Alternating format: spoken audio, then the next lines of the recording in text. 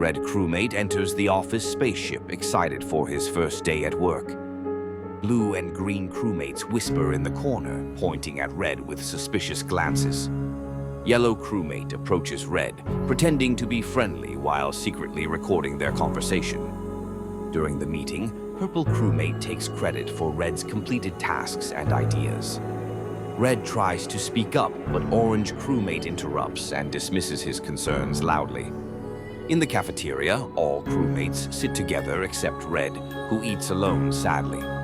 Cyan crewmate spreads false rumors about Red's work performance to other crew members. Red's tasks multiply endlessly while others watch him struggle without offering any help. Pink crewmate sabotages Red's work, then blames him for the system failures publicly. The imposter reveals itself. It was the toxic workplace culture all along, consuming souls. Red's visor cracks as stress overwhelms him, his cheerful colors fading to gray. Other crewmates transform into shadowy figures, their humanity lost to workplace toxicity completely. Red finds himself trapped in an endless loop of meetings, deadlines, and criticism. The spaceship becomes a prison where kindness dies and cruelty thrives among workers. Red's suit deflates as his confidence disappears, leaving only an empty shell behind. The emergency button breaks when Red tries to call for help against harassment. Darkness spreads through the ship as toxic behavior infects every corner and room. Red discovers other victims hidden in vents, too broken to speak or move. The imposter's true form emerges, a massive shadow feeding on workers' mental health. Red realizes escape is impossible. The toxic workplace has consumed everyone's humanity forever. A spaceship drifts silently in the vast emptiness. A Red crewmate checks a task list on a tablet. His eyes glow from the screen in the dark corridor. Red quickly completes tasks one by one. He doesn't notice other crewmates trying to talk to him. The tablet makes a pleasant sound with each completion. Blue approaches Red in the cafeteria. Red continues to stare at the tablet, ignoring attempts at conversation. His fingers tremble from constantly tapping the screen. Green and Yellow discuss Red's strange behavior. He doesn't eat, doesn't sleep, only completes tasks. The tablet now glows brighter than usual, pulsating with a red light. Red stands in the electrical room. His movements have become mechanical, robotic. The tablet shows an endless list of new tasks that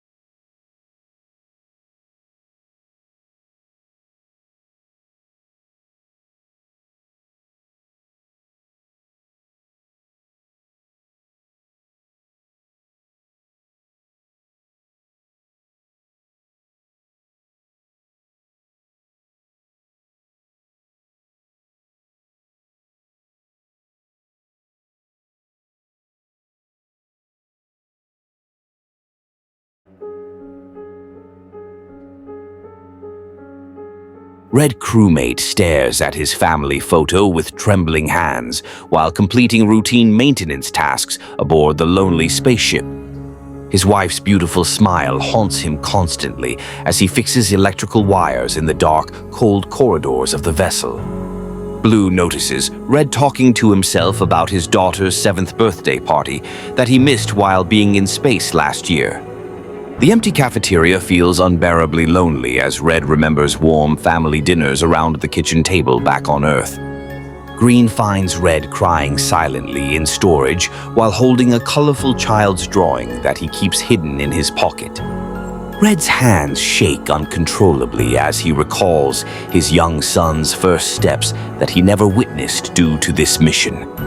The medical bay scanner shows Red's dangerously elevated stress levels from painful family memories constantly surfacing in his troubled mind. Yellow discovers Red has been secretly writing heartfelt letters to his family that he knows he'll never be able to send.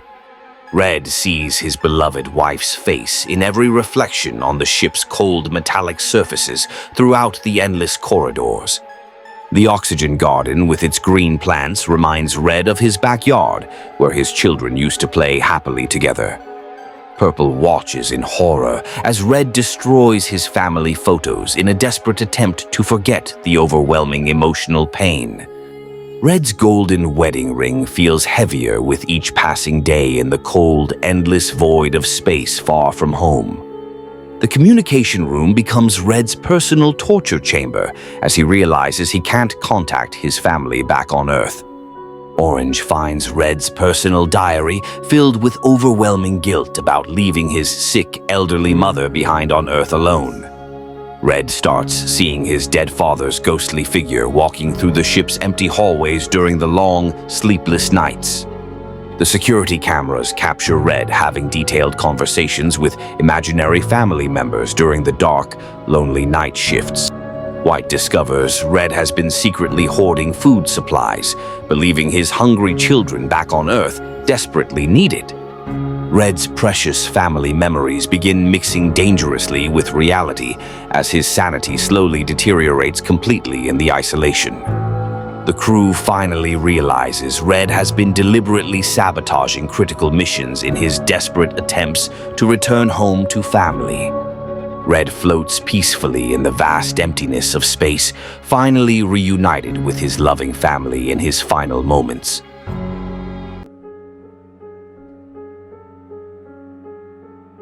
Red crewmate looks at his list of achievements with doubt. He cannot believe he deserved a place on this important space mission. Blue praises Red for excellent work in the reactor. Red looks away, thinking it was just luck, not his skills. Green and yellow discuss complex technical tasks. Red listens silently, feeling stupid and unprepared compared to them. Red stands before the mirror in medbay. He sees in the reflection not an astronaut, but an ordinary person who fooled everyone and got here by accident. During the meeting, Red is afraid to voice his opinion. He is sure everyone will realize he doesn't understand space technology. Purple asks Red to lead an important operation. Red panics, thinking he will let the whole team down and expose his incompetence. Red begins avoiding complex tasks. He only does simple work, fearing that a mistake will reveal him as a fraud. Other crew members notice Red's strange behavior. He becomes withdrawn and constantly apologizes for every action. Red doesn't sleep at night, tormented by thoughts that soon everyone will know the truth. He imagines being thrown out of the ship into open space. White tries to support Red, but he doesn't believe the compliments.